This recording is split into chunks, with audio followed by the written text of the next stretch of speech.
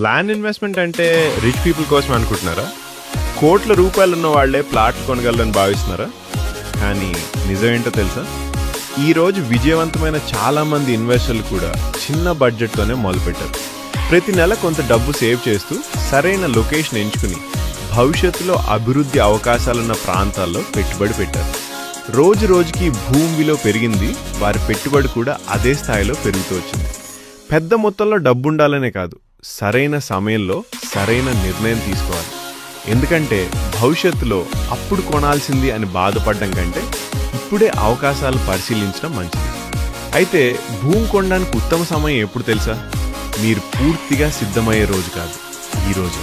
ఎందుకంటే చిన్న బడ్జెట్తో ప్రారంభించే పెట్టుబడి రేపటి ఆర్థిక స్వాతంత్రానికి మొదటి అడుగు కావచ్చు. ఈరోజు మీరు వేసే చిన్న అడుగు రేపు మీ కుటుంబానికి ఒక గొప్ప ఆస్తిగా మారవచ్చు. మీ అభిప్రాయం ఏంటి? కమెంట్స్లో చెప్పండి.